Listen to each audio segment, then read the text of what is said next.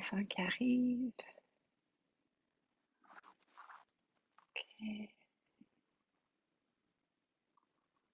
OK, donc bonsoir à tous, bonsoir à ceux qui viennent tout juste d'arriver. Un grand plaisir d'être avec vous ce soir et de pratiquer ensemble. J'arrive tout juste ben, mon nom est Roxane, pour certains peut-être qu'on n'a jamais rencontré, mais je reconnais pas mal la plupart des noms.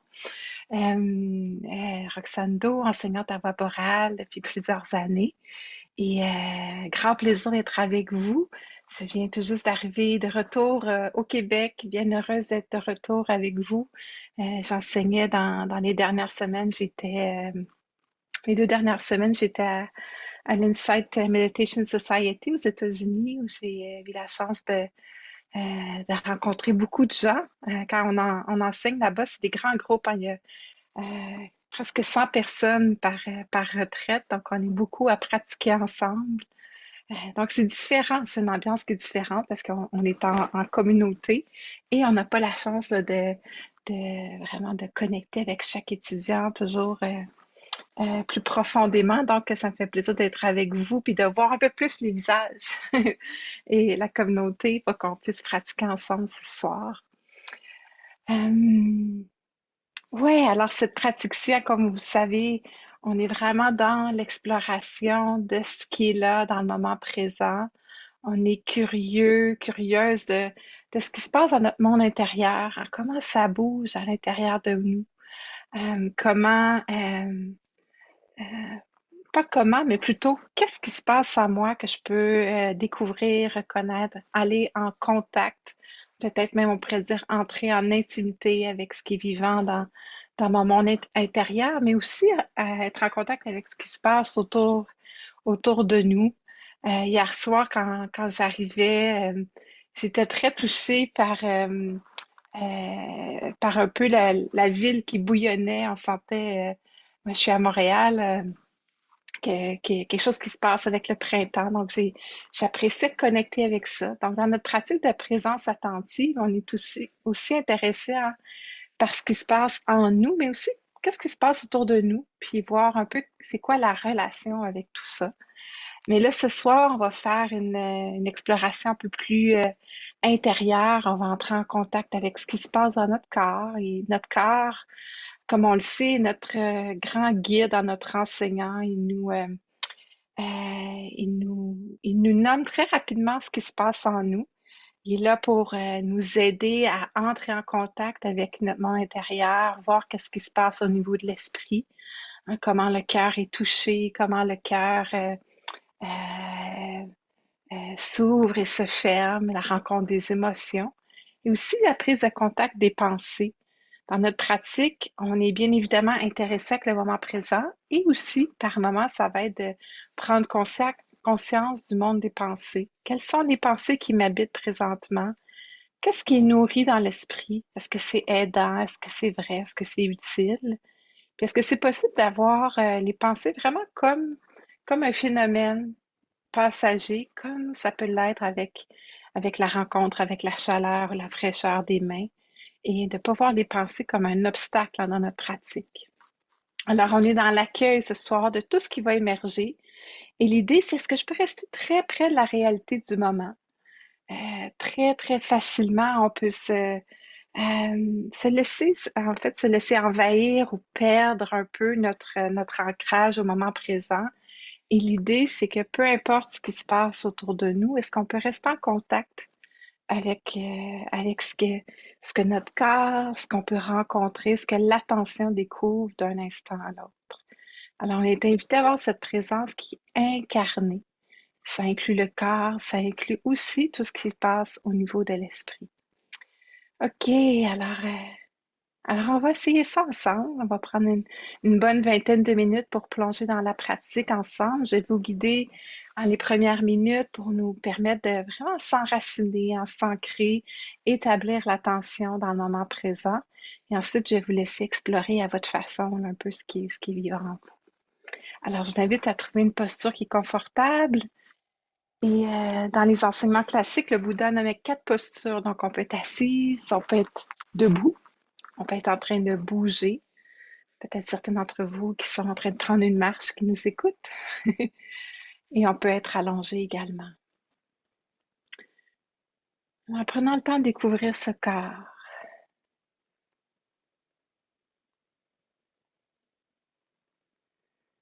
Et ce premier contact, on peut le faire en fermant les yeux, si c'est aidant pour vous. Ça peut être également en gardant le regard juste doux devant soi, déposé vers le sol.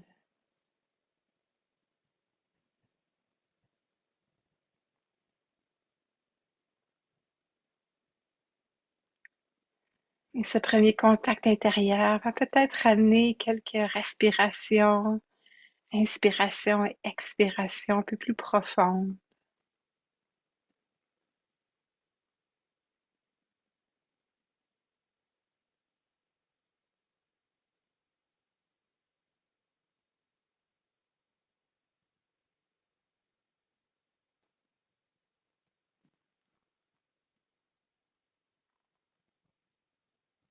Et doucement, on découvre le contact des pieds,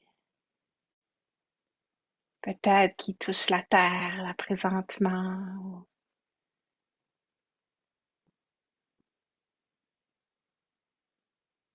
le chaud des bas, des souliers.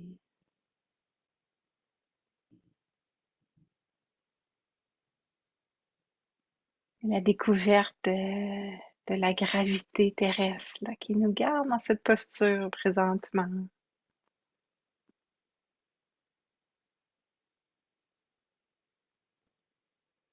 On peut inviter une posture qui est digne, qui est fière, de prendre ce moment pour soi. Et une invitation également à la détente. Relâcher les épaules, le visage, ouvrir l'espace autour du front, des yeux. Un endroit où on a souvent tendance à contracter.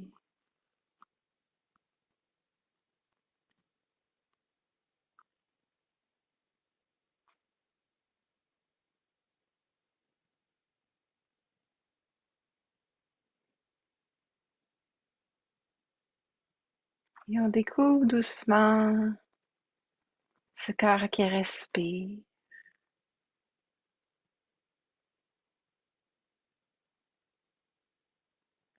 On peut découvrir également cet espace un peu plus vaste dans le monde des sons qui apparaissent et disparaissent.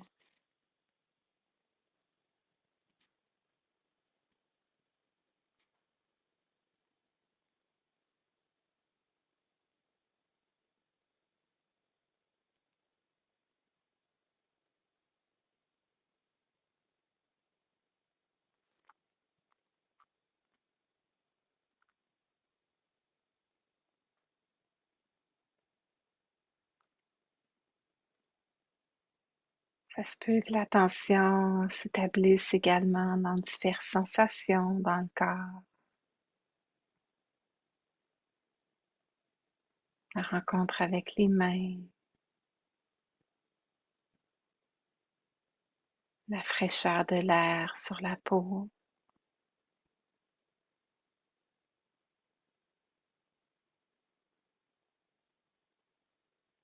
Et doucement, on peut établir l'attention à un endroit particulier, peut-être l'endroit qui est prédominant dans notre pratique ce soir. On pourrait dire cet endroit qui naturellement attire notre attention. Par exemple, le gonflement du ventre à l'inspiration, la contraction à l'expiration.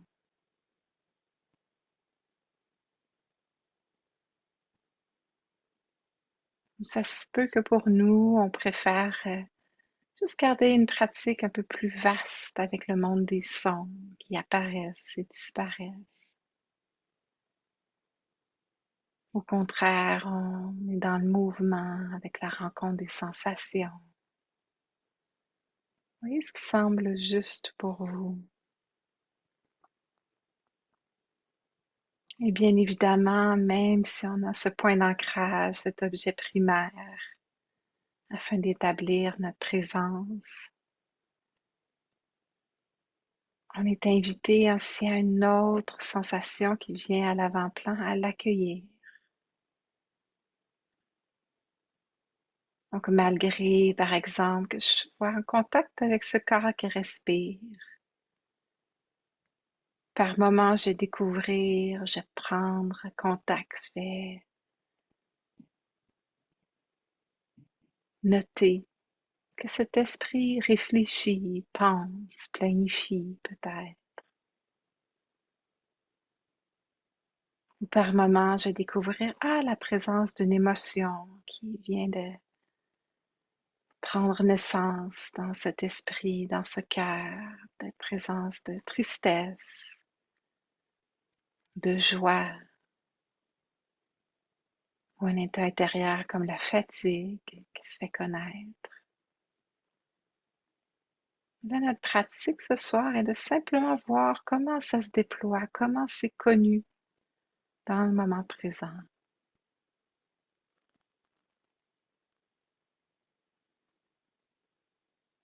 On veut être curieuse, curieux de ce mouvement intérieur.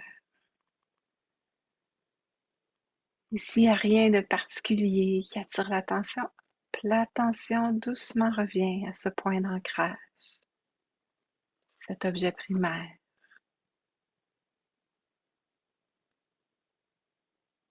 Ça peut être aidant pour s'accompagner, d'inviter les étiquettes mentales, les notes. Juste noter l'expérience, inspire, expire, entendre,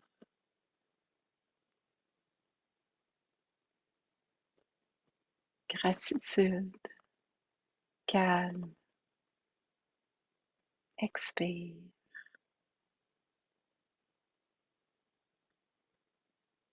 Alors on se laisse accompagner doucement parce que le moment présent nous présente. Qu'est-ce qui est là en moi? Qu'est-ce qui se déploie à cet instant-ci?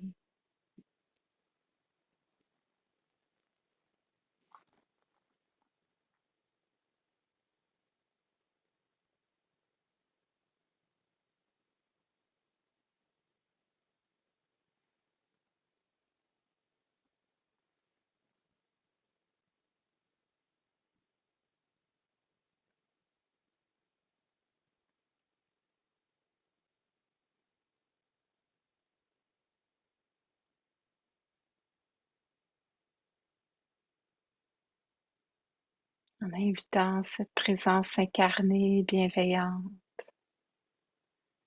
Est-ce possible également de garder cette intention de détente, de relâchement,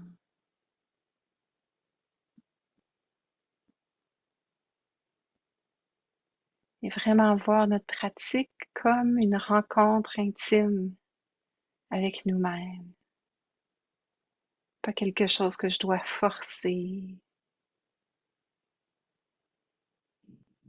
Il y a de la douceur dans cette rencontre, dans cette présence. Il y a de la curiosité, une forme d'investigation du moment présent.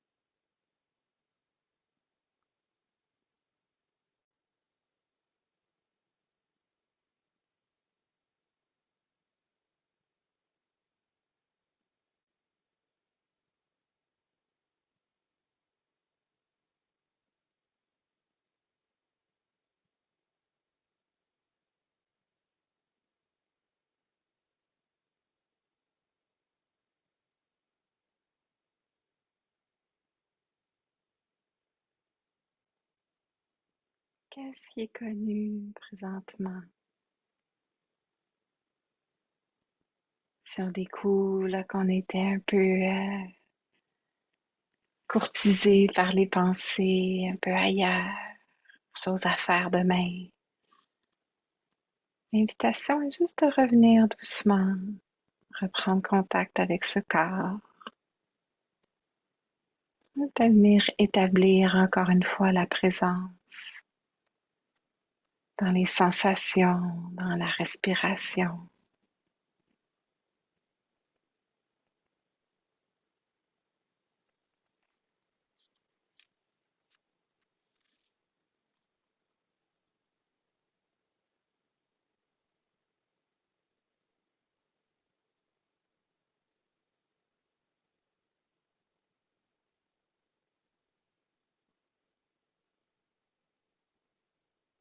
Et on continue d'inviter la détente. Notez s'il y a des endroits là où le corps se contracte, dans les épaules, les yeux, le front.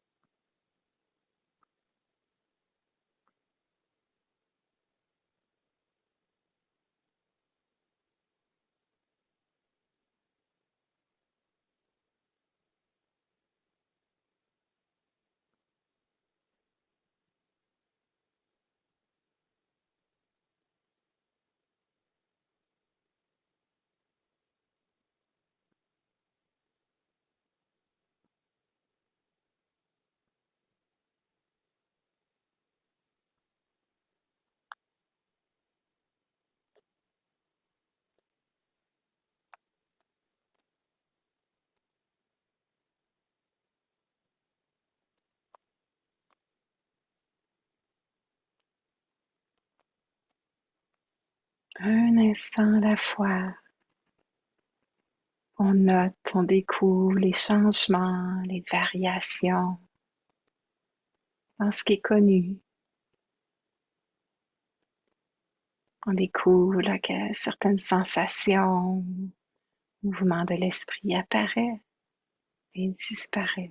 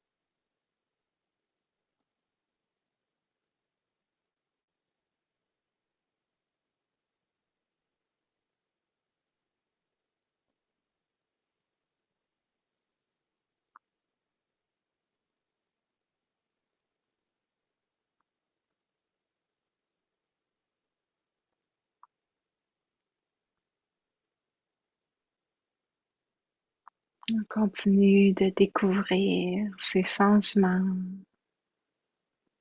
ces mouvements intérieurs et extérieurs.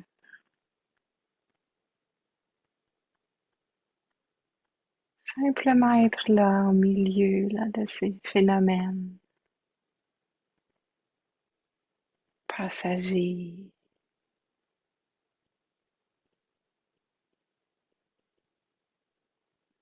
Découvrir cette nature changeante.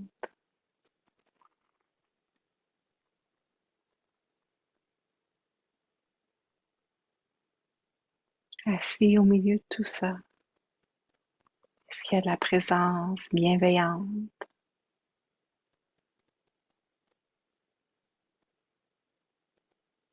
Est-ce qu'il y a de la curiosité,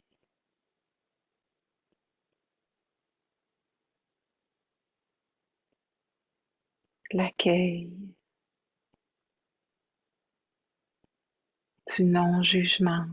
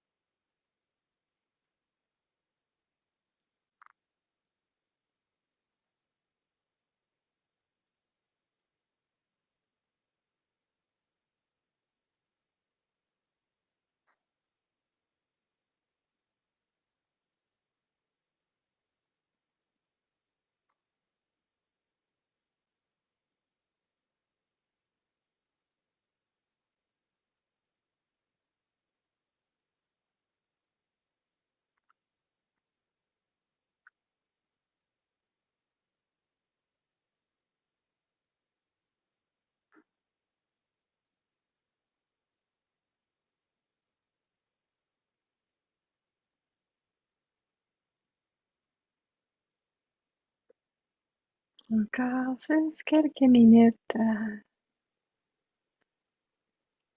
prendre contact un peu plus profondément. Qu'est-ce que le corps nous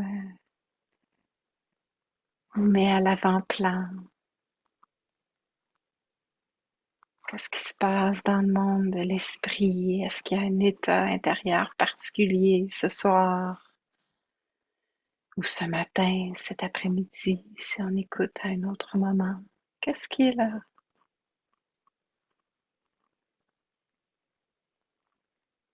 Comment je connais? Comment je rencontre? Est-ce qu'il y a de la lourdeur, de la légèreté?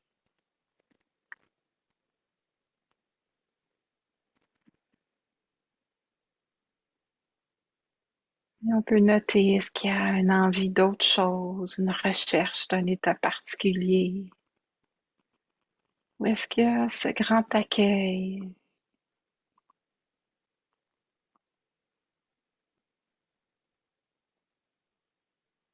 cette acceptation de ce qui est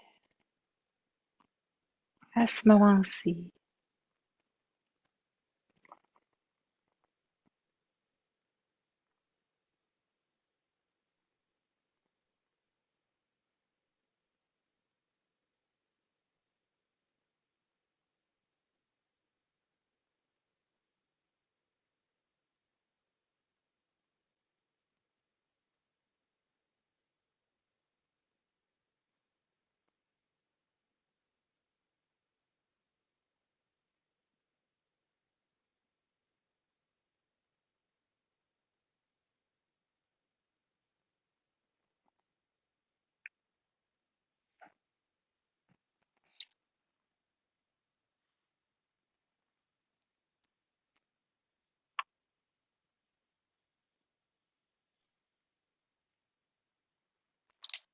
pour les derniers moments de notre pratique.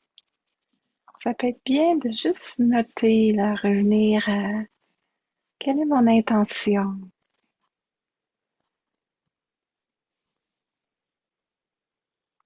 Pourquoi j'ai cet appel de méditer, de m'arrêter, de ralentir? Peut-être une envie de paix, de bienveillance, de patience, de sagesse. Juste venir semer, encore une fois, cette intention en vous.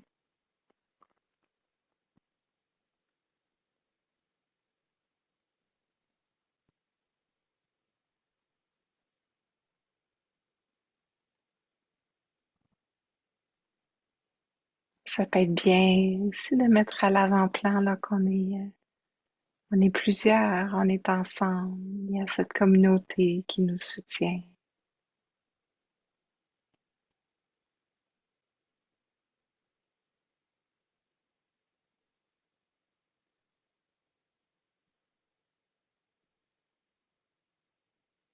Ces intentions communes qui nous amènent.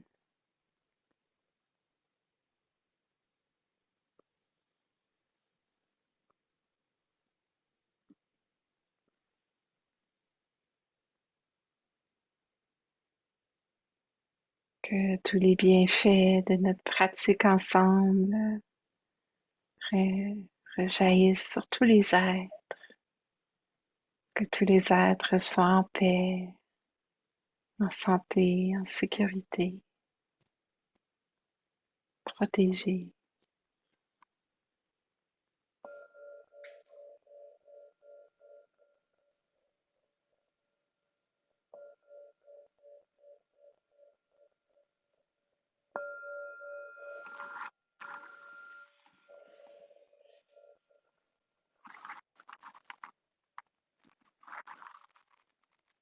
Merci à tous. Hmm. Prendre le temps de bouger le corps, ouvrir les yeux si on veut. On peut garder cette présence à l'intérieur. J'avais envie de tourner mon ordinateur, je vous dire, ah, je suis pas seule. J'ai plein de Bouddhas à côté de moi, mais ils font pas dans l'écran. Je me sentais accompagnée dans notre pratique.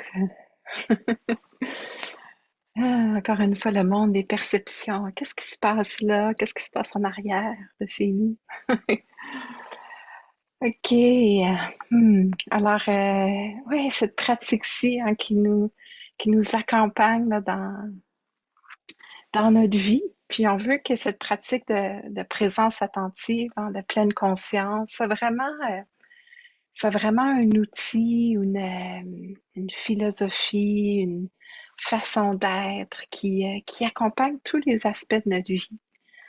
Euh, donc, on est ensemble ce soir, on a pratiqué, on pourrait dire de façon un peu plus formelle, en prenant le temps de s'arrêter, d'être avec le corps, de prendre le pouls, un peu de découvrir notre boussole intérieure. Qu'est-ce qui m'habite? Qu'est-ce qui est là? Quel est le paysage qui est là? Et ça, c'est extrêmement important d'avoir ces moments d'arrêt. Mais on veut aussi que notre pratique, hein, elle prenne place vraiment dans tous les aspects de notre vie. Cet aspect de continuité, d'incarner la pratique, autant dans nos relations, dans nos interactions au quotidien, que ce soit au travail, avec la famille, avec nos amis et avec soi-même. Donc, on veut que cette pratique-ci, qu'elle soit une rencontre là, constante avec ce qui se passe en nous et aussi ce qui se passe autour de nous. Et c'est pas toujours évident, c'est une invitation à ralentir. Et ralentir, ça veut pas dire qu'il faut marcher à petits pas, puis être en contact avec tous les mouvements du corps à chaque instant, mais une invitation à s'arrêter pour un moment. Ça peut être que quelques secondes, puis dire, ah tiens, il y a un corps qui est là. Il y a un corps qui est debout, il y a la fraîcheur des mains qui est connue. Et là, hop, il y a quelque chose qui peut se déposer en nous. On se rappelle qu'il faut respirer, Euh, et ça fait bien de se le rappeler souvent dans la journée. OK, juste une respiration un peu plus profonde, contact avec ce corps. C'est extrêmement important. Je sais pas si je vous avais déjà raconté ce petit vidéo sur les Internet que j'avais vu il n'y a pas si longtemps, je pense que ça fait 1 ou 2 ans, et vous avez peut-être déjà vu aussi. Il y a une vidéo d'une maman ours qui c'est aux États-Unis, ou un endroit où il y a beaucoup d'ours qui vivent un peu en communauté. Puis c'est une vidéo d'une maman ours qui traverse un autoroute et toutes les autos sont arrêtées. Les gens laissent l'espace très respectueusement. Et la maman ours, je pense 7 ou 8 petits bébés ours, et tente de traverser la rue pour les amener de l'autre côté.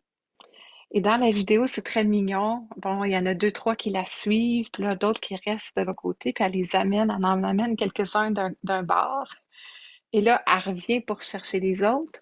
Et là, ceux qu'elle avait traversés, il y en a deux, trois qui reviennent avec elle, qui la suivent. Et là, finalement, on en prend, on en ramène. En tout cas, vous pouvez voir un peu l'image. Ça prend, je sais pas combien de temps la vidéo, je pense une quinzaine de minutes pour que finalement tout le monde traverse l'autre côté. Et j'avais vu cette image-là, puis m'avait beaucoup fait penser un peu à ma vie ou à la pratique.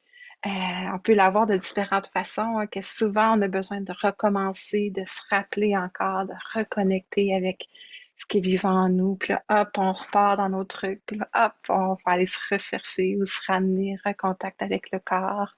Alors, on est comme, notre attention, c'est comme une maman ours qui nous ramène dans le moment présent. Et un peu aussi dans la vie, hein, on s'enfarge dans nos conditionnements, nos façons de faire. Puis là, hop, on repart encore une fois dans cette histoire-là, puis on ressasse, puis on ressasse. Puis là, on se rappelle, ah, il y a peut-être une façon différente d'être avec ce moment-ci. Puis là, hop, on recommence encore et encore. Puis éventuellement, il y a un apprentissage qui se fait et on traverse la route, on traverse le chemin. Alors, c'est un peu ça la pratique, hein, c'est apprendre à naviguer, que par moment, on a l'impression d'aller de reculons, puis ensuite on recommence et on avance, puis là, finalement, on traverse. La vie autour de nous, en tout cas, moi, souvent, mon esprit, quand je me promène, quand je regarde des choses, je fais souvent des liens un peu avec les façons d'être, hein, qu'on peut être dans le quotidien. On est on est des bébites intéressantes, les êtres humains. On se fait prendre souvent au jeu de notre esprit, on s'enfarge dans nos façons de faire qui sont pas toujours aidantes pour nous, mais tranquillement on apprend, on s'entraîne, et c'est là que la pratique de présence attentive peut être importante parce elle nous aide en fait à voir avec un peu plus de clarté, à, à, à peut-être de moins en moins s'enfarger et apprendre à marcher de façon plus bienveillante, à marcher avec curiosité, avec parfois même avec un certain humour, ça peut être aidant quand on devient peut-être trop sérieux envers soi-même. Et, euh, et cette idée, ouais, de bienveillance, de compassion pour soi-même, mais aussi pour les autres autour de nous. Parce qu'on découvre là, qu'on est tous ensemble, un peu en train d'apprendre sur ce chemin-ci. Je pense que je l'avais peut-être déjà nommé dans ce groupe, je suis pas certaine, mais depuis quelques années, mon père a la maladie d'Alzheimer, la maladie corps de Louis, qui est une démence. Puis il va bien, là, ces temps-ci, il va bien. Mais c'est un grand enseignant pour moi, en fait, d'être à ses côtés parce qu'il est très connecté dans le moment présent. D'une certaine façon, on revient à la simplicité des choses, on revient à qu'est-ce qui est important dans ce moment-ci, ce qui se passe devant nous. Et la pratique de présence, c'est un peu ça, c'est se rappeler qu'est-ce qui est là maintenant. Est-ce que je peux connecter, être en contact avec ce qui est vivant à cet instant-ci? Et mon père est aussi un enseignant, ma famille au complet, ma mère aussi, ma sœur qui est là. Et j'apprends, et ça, c'est quelque chose que je suis pas très bonne, mais j'apprends tranquillement l'importance de ralentir, de créer de l'espace et Ouais, qu'on a besoin d'espace pour justement être en contact avec notre vie intérieure. La vie, ça va vite et l'importance de ralentir, c'est vraiment quelque chose qui est à l'essence hein, de notre pratique. Puis comme je le disais tantôt, cette invitation à ralentir, ça ne veut pas dire qu'on doit toujours aller lentement, mais est-ce que je peux être en contact avec ce qui se passe à l'intérieur de moi, ce monde intérieur? Ça peut être aussi l'invitation à, par moment, à faire le point sur notre vie ou la façon qu'on la vit présentement. Est-ce qu'il y a besoin d'ajustement, de prise de conscience qui nous invite à prendre des décisions différentes? Comme moi, là, récemment, je suis en train de un peu de changer mon horaire de vie pour justement créer un peu plus d'espace pour être là pour la famille, pour aussi prendre soin de moi. Et cette pratique de présence attentive, c'est ça qu'elle nous permet de faire, hein, de faire le point sur qu'est-ce qui est, qu'est-ce qui est, euh, qu'est-ce qui est appelé à rencontrer, à reconnaître, qu'est-ce que le corps a besoin, ce corps-ci, et le corps, les gens autour de nous, qu'est-ce qu'on a besoin pour peut-être inviter plus de bienveillance, de compassion, d'écoute, de patience. Alors, ça nous appelle à s'arrêter pour être en contact avec ça. Et aussi de reconnaître où on s'enfarge, où on perd pied, où euh, on a tendance à s'agripper. Et, euh, et dans les enseignements bouddhiques classiques, là, il y a plusieurs listes qui nous aident un peu à nous guider dans notre vie, dans notre quotidien. Et, euh, et j'avais envie de nommer ce soir cette liste-là parce qu'elle pour moi est très à l'avant-plan dans ma pratique. Et c'est la première liste que j'ai apprise quand j'ai commencé à pratiquer. En fait, une vingtaine d'années, j'ai été appelée par la vie à aller pratiquer en Asie. Puis je me suis retrouvée dans un petit monastère en Thaïlande, dans le nord, près de Chiang Mai. Et la première chose que mon enseignant m'a remis, c'est une feuille de papier que j'ai avec moi encore. J'avais amené à la retraite que j'enseigne aux États-Unis. Elle m'accompagne, cette petite feuille-là, qui est pas mal fripée maintenant. Et c'est une image de cinq caricatures un peu de comment on se perd dans la vie. On s'agrippe à quelque chose, on veut pas ressentir, on est fatigué, on est dans le doute, on est agité, on est anxieux. Alors, il y avait 5 petits bonhommes qui représentaient un peu ces 5 états d'esprit que vous connaissez tous à votre façon, que vous avez sûrement déjà entendu encore et encore, mais moi, j'aime me les répéter parce que je m'enferme souvent là-dedans. Alors, cette liste, si vous êtes intéressé, on parle des 5 nivaranas en pali. Pali, c'est la langue qui était parlée à l'époque du Bouddha, puis c'est la langue dans laquelle les enseignements ont été transmis là, oralement euh, pendant des millénaires, 2600 ans. Alors, le premier empêchement euh, que je remarque chez moi souvent, on peut le remarquer dans notre pratique, mais c'est bien de le voir dans notre quotidien, c'est le désir des sens. Alors, cette forme de je veux plus, il faut qu'il y ait plus, ou s'il y a quelque chose de bon qui se passe dans notre vie, il faut que ça reste encore et encore et encore. Je veux pas que ça change, je veux que ça reste comme ça. Et souvent, c'est source de stress quand on s'agrippe comme ça, quand il y a une certaine forme de saisie autour du beau, du bon, et ça veut pas dire qu'il faut pas en profiter, mais juste remarquer à quel point souvent l'esprit va avoir tendance à se refermer là-dedans. Il faut que les choses se passent comme je veux qu'elles se passent. Et la pratique, elle nous permet de voir à l'impermanence des choses que malheureusement, les choses vont changer, la santé va être autre chose, les gens autour de nous vont changer également. Euh, tout autour de nous est constamment en flux, en flux. Donc, on est invité à reconnaître ça. Que oui, il y a la beauté autour de nous, puis on veut en profiter, à manger le bon repas, voir les spectacles qui nous inspirent, écouter de la musique qui touche le cœur et savoir que ça, c'est des plaisirs qui sont éphémères. Ça ne va pas amener à un bonheur qui va être permanent. Alors, on profite de ces petits bonheurs-là. On se laisse toucher par ça, puis on sait aussi que c'est pas ça qui va nous compléter. Hein, on est dans une société où on est constamment dans la quête de plus, de plus, de plus. Alors, on veut reconnaître ce désir-là qui nous pousse à toujours vouloir encore et encore la prochaine affaire qui va nous rendre heureux. Et à l'opposé de ça, le deuxième empêchement, c'est le monde de l'aversion, de la malveillance, qu'on pourrait dire, où souvent, là, on veut repousser, on veut pas ressentir ce qui se passe en nous. On veut pas voir la réalité des choses. On veut pas que ça se passe de cette façon-là. On veut qu'il y ait autre chose qui soit là. Moi, je le vois beaucoup avec ce qui se passe dans notre monde présentement, la difficulté de faire face à ça. Je veux pas ressentir la colère, l'aversion. En fait, dans notre pratique, on apprend justement à faire face à ça, mais avec équilibre, avec un cœur qui est dans la compassion, qui reconnaît hein, la complexité de notre monde et qui reconnaît aussi quand le cœur se referme et se resserre et repousse la réalité d'une certaine façon ou est dans la négation, nie la réalité qui est devant soi. Alors, l'invitation dans notre pratique, c'est de voir justement quand le cœur se referme, puis se cache, puis repousse. Puis on le voit, là, mon corps le fait un peu, je m'éloigne de vous. C'est ce qui se passe quand on est pris par cet empêchement-là.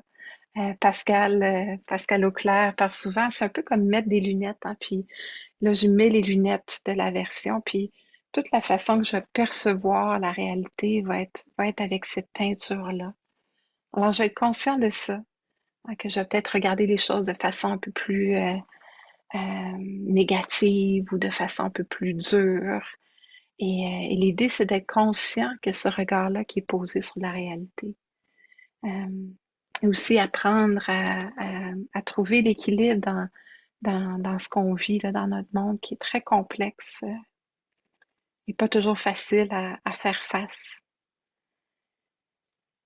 Alors, ça nous amène à souvent une façon de faire qui peut-être pour éviter justement ces mouvements intérieurs plus difficiles, ce qu'on appelle euh, la torpeur et je cherche l'autre mot en français, sloth and torpor. Hmm. Bon, je vais le traduire pour ce soir par fatigue et torpeur, mais il y a un autre mot qui n'est pas fatigue. Si vous le savez, vous pouvez l'écrire dans le nommer. Mais je le vois un peu pour moi-même, en fait, ce mouvement-là intérieur. Puis oui, on est fatigué, hein, on est un monde. En tout cas, je parle peut-être pour moi. Moi, j'ai l'impression que tous les gens autour de moi, Richard, je vois que tu tapes. Yes, paresse, merci. Paresse et torpeur, merci tout le monde. Oui, lassitude, toute cette affaire-là. Où est-ce qu'on est un peu dans un genre de... Le corps est lourd, l'esprit est lourd, tout est lourd. Euh, donc oui, il y a la fatigue de nos corps qui justement peut-être en prennent trop, en font trop et qui est très normal. Il faut reposer notre corps. Puis la présence attentive, elle nous permet de justement de noter, ah tiens, c'est peut-être le temps de s'arrêter pour un moment. C'est peut-être le temps de prendre soin de soi, de s'écouter, de s'offrir un peu plus d'espace. Mais ici, cet obstacle-là, c'est plus une genre ouais, de paresse et torpeur qui nous ralentit, qui n'est pas toujours aidante. Et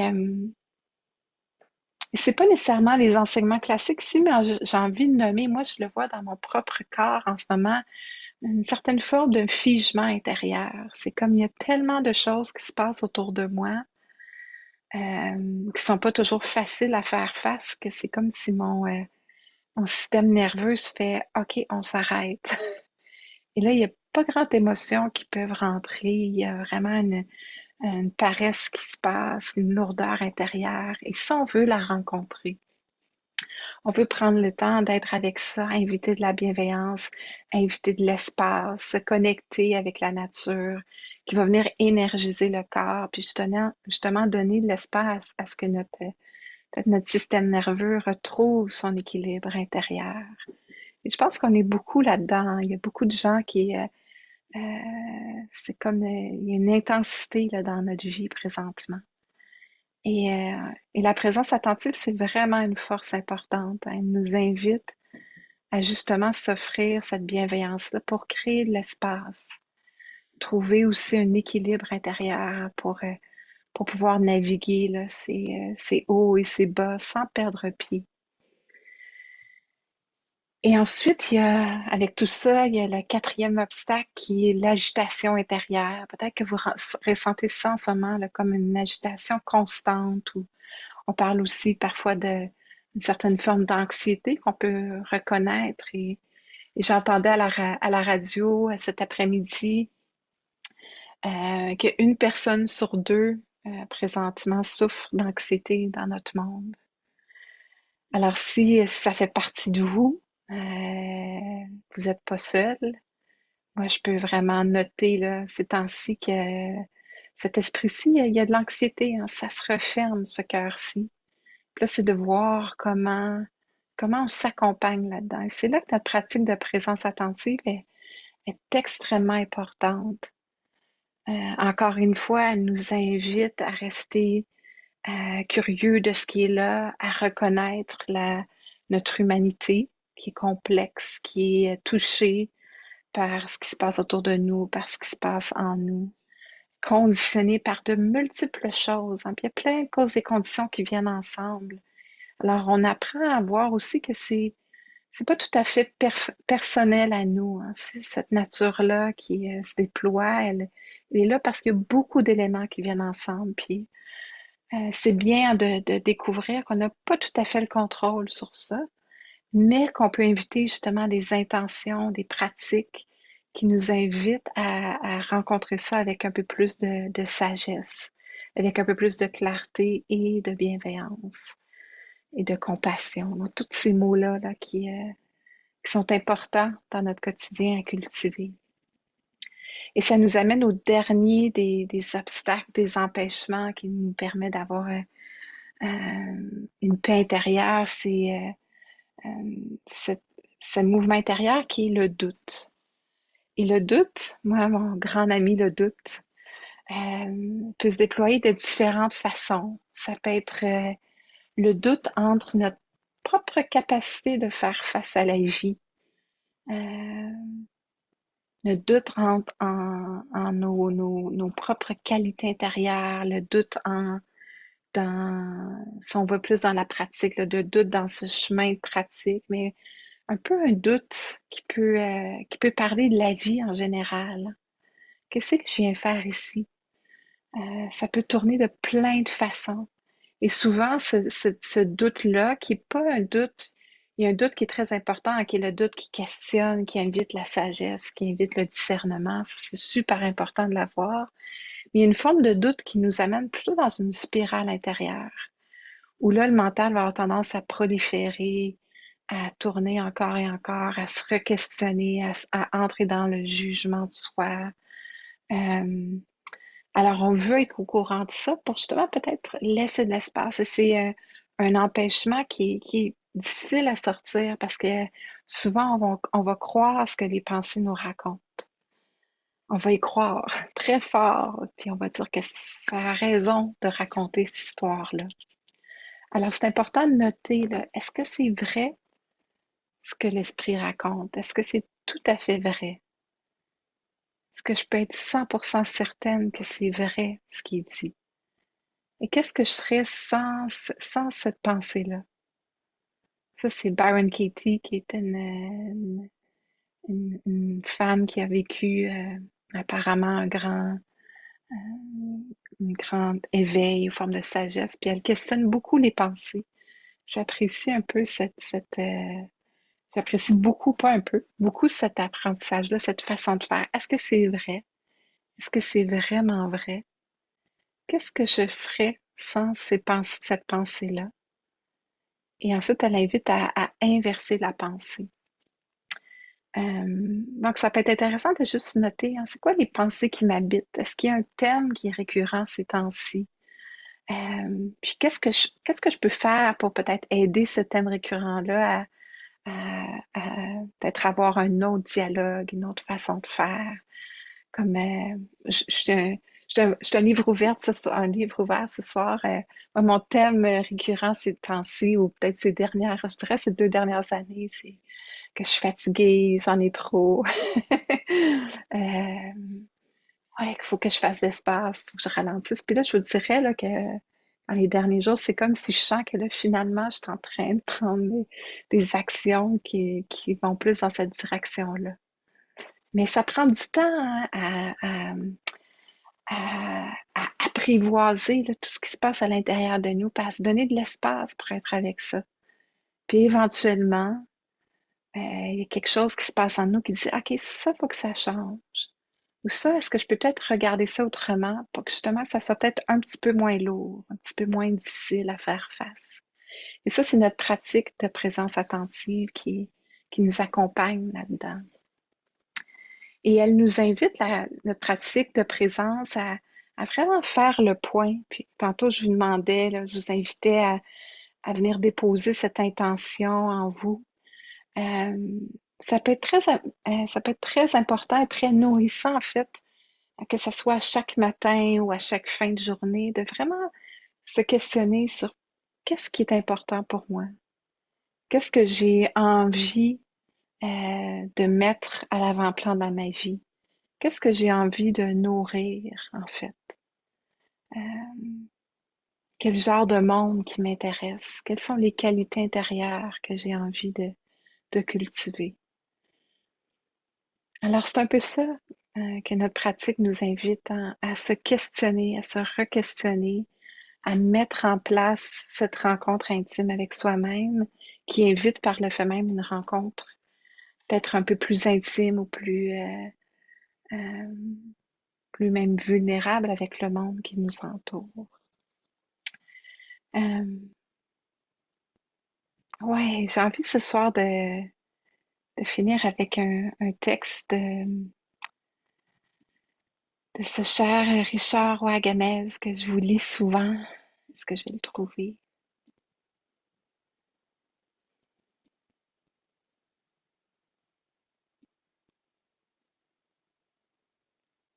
Ah, je l'avais ici. Un autre exemple de la vie. Il y a trop d'onglets dans notre vie. Parenthèse, mais trouvez-vous des fois, et moi, des fois, là, j'ai pris tellement d'onglets d'ouvert dans mes trucs, puis j'ai d'autres fenêtres, puis là, je sais plus où je suis. Et c'est un peu ça, des fois, dans mon cerveau. J'ai l'impression que j'ai tellement d'onglets d'ouvert. Est-ce que je suis seule là-dedans? En tout cas, bon. Ah, les onglets de la vie, bon. Plein de belles images. Alors, j'avais envie de vous laisser avec ce texte-là, parce qu'il me touche à chaque fois que je le lis. Et en fait, tous les textes de Richard Wagamez, qui est un auteur qui a amené des films, qui a écrit plusieurs livres, qui est décédé, je crois, en 2018, qui vient de la Première Nation Wabasemoong dans le nord de l'Ontario. Et il y a une très grande sagesse dans les mots qu'il amène. Alors, ce soir, j'ai envie de terminer avec un partage qu'il fait. Il est en conversation avec une sage aînée. Alors, il lui demande, et je traduis librement, alors ça va donner ceci. Et si nous n'avions pas raison, pas raison sur quoi? Demande la sage aînée. Toutes ces cérémonies, ces prières, ces méditations. Peut-être qu'à la fin, en fait, il n'y a rien. La sage aînée lui répond. Alors, s'il n'y a rien, on devient quand même de meilleures personnes. Ah oui, comment? Demande Richard. Est-ce que tu peux penser à une meilleure façon de vivre qu'avec de la gratitude? Est-ce que tu peux penser à une meilleure façon que d'être dans la bienveillance, dans l'amour, dans la compassion, dans le respect, dans le courage, dans la vérité et dans le pardon? Même si nous n'avons pas raison, est-ce que tu peux penser à une meilleure façon que de respirer à travers toutes ces qualités?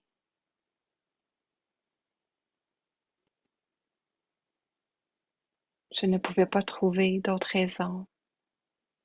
Alors je continue, je continue.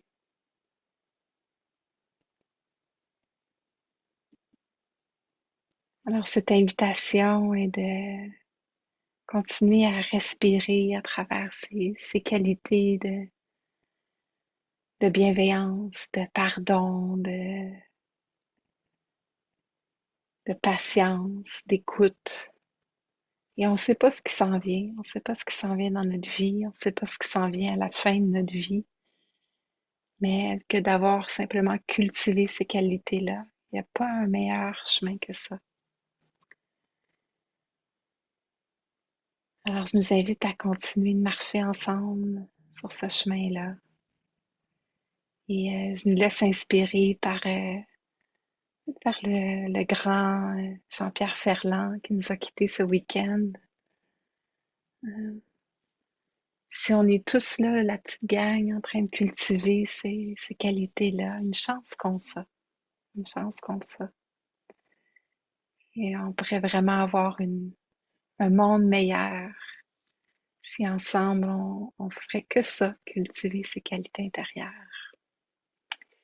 Alors on va prendre une dizaine de minutes pour pratiquer ensemble et je vais nous guider dans une pratique de bienveillance. J'aime bien terminer la soirée avec ça. Et se laisser porter peut-être par ces mots-là de cette sage dame qui nous invite à respirer à travers ses qualités.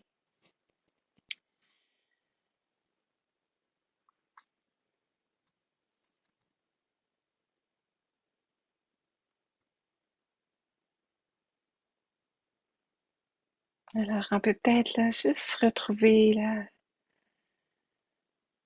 notre respiration.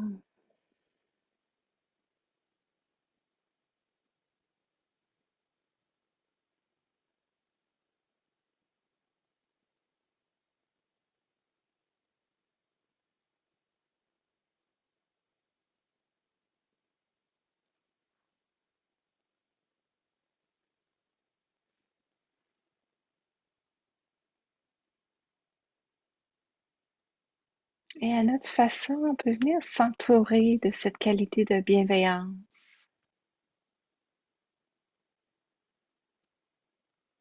J'aime bien inviter là, comme une couverture chaude dans cette soirée un peu plus froide. On s'entoure de bienveillance.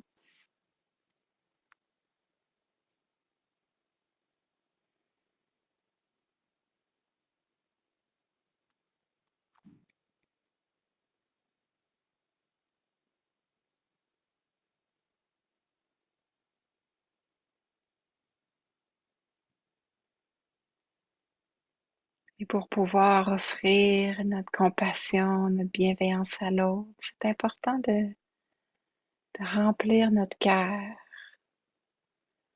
C'est pas toujours évident, on a souvent de la résistance à prendre soin de soi pour plusieurs d'entre nous. Mais ce soir, je nous invite juste à se laisser là, guider, même si on se sent pas inspiré par cette pratique, juste laisser les mots venir se déposer en soi. Qui sait ce que ça fera naître.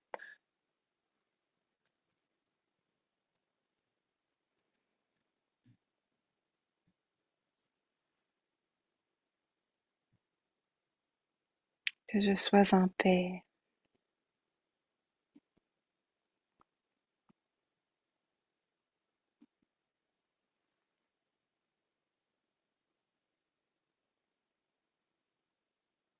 que je sois en santé, en sécurité, protégée,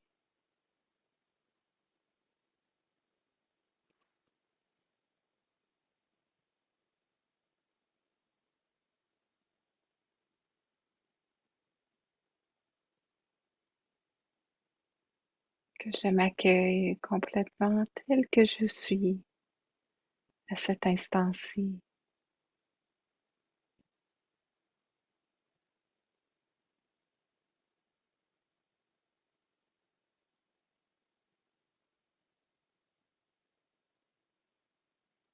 que je sois en paix.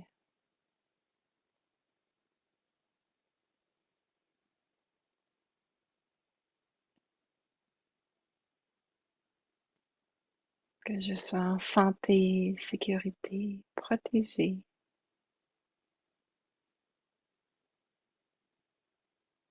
que je m'accueille complètement telle que je suis,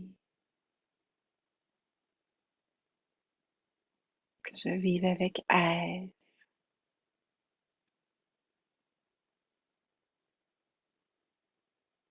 Toute autre phrase là, qui vous parle, vous appelle. Ça peut être juste déposer un mot en nous. Calme, paix, harmonie. Déposer ses intentions, une phrase à la fois, dans le but de nourrir son propre cœur.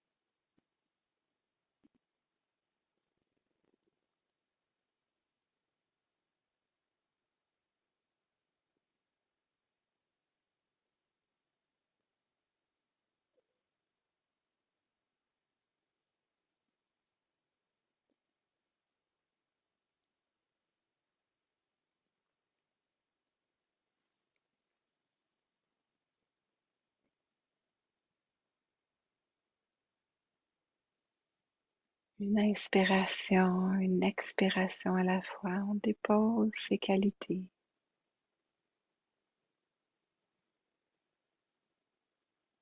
Que je sois en paix.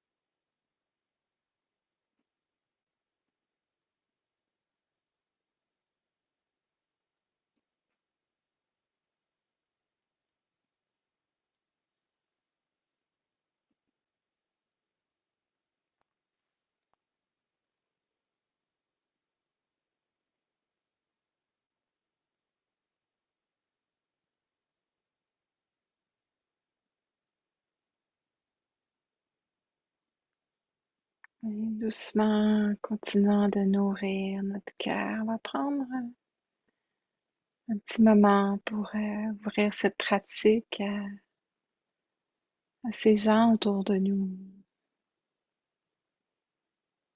On peut laisser notre cœur aller vers différentes directions, vers le nord, vers l'est, vers le sud, vers l'ouest. Ces gens ici dans la Sangha, cette communauté, les gens à la maison peut-être qui sont là dans l'autre pièce à côté de nous, les gens de notre voisinage, notre ville, que tous les êtres soient en paix,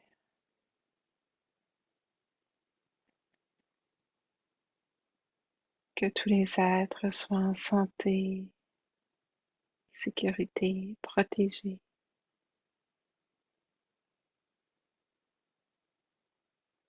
Que tous les êtres vivent avec aise et facilité.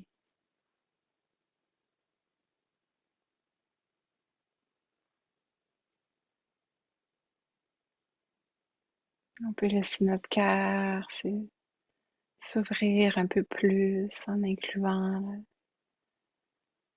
tous les êtres sur ce continent et par-dessus les océans, les êtres sous la terre, sous l'eau, dans le ciel,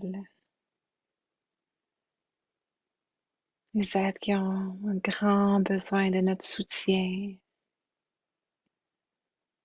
tous ces gens en Palestine, en incluant les gens en Israël, en Ukraine, en Birmanie, les gens en Afrique, en Asie, et tous ces gens qui ont besoin là, de sentir cette bienveillance, cette compassion,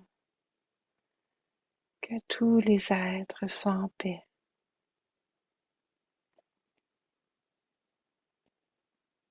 tous les êtres soient en santé, en sécurité, protégés,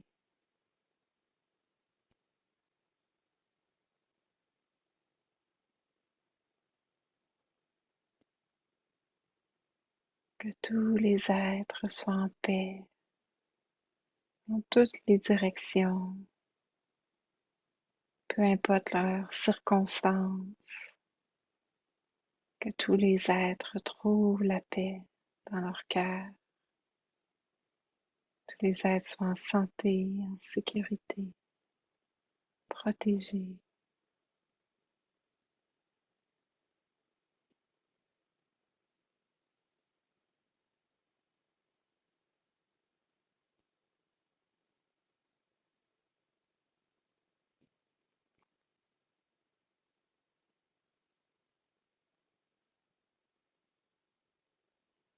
Doucement, on peut revenir juste au contact avec le corps. Trouver ce corps qui est assis, en sachant là, que toutes ces intentions font leur chemin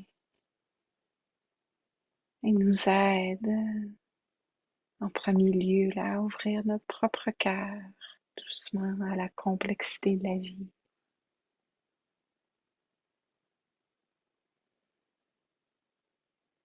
Et il y a la respiration, il y a les pieds qui touchent le sol.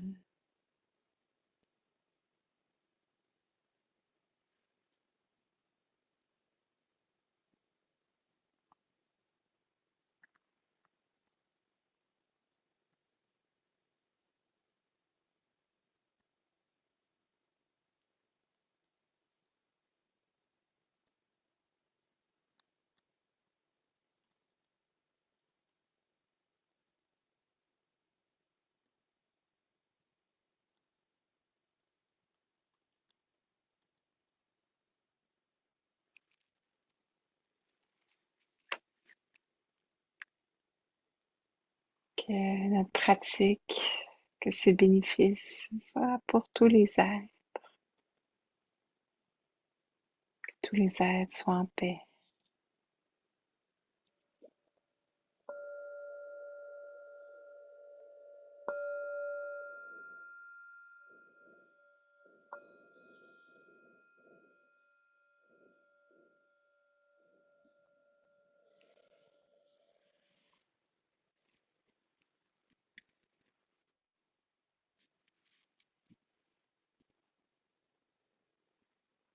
Un grand merci à tous pour votre présence ce soir. J'ai mis dans le chat la version anglaise originale de ce texte que vous pourrez traduire à votre façon. Un grand merci d'être là, de faire partie de cette communauté, de revenir encore et encore. Toujours touchant de voir tous ces visages. Et Ouais, je vous souhaite de continuer de nourrir ce qui vous fait du bien et de prendre soin de vous. Et au plaisir de se retrouver dans les prochaines semaines. Je pense que je suis pas certaine qu'il est là la semaine prochaine. Je sais que Pascal sera là en présentiel le jeudi le 9. Mais les mardis, on est toujours là aussi au rendez-vous. Alors merci, merci, merci. Merci pour votre soutien à nos enseignants, pour qu'on puisse continuer à offrir cette pratique-ci. C'est toujours apprécié. Alors prenez soin de vous autres, puis on se revoit bientôt. Et ouais, prenez soin de vos cœurs. OK. Bonne soirée à tous. Je vais arrêter l'enregistrement si vous voulez dire un petit coucou.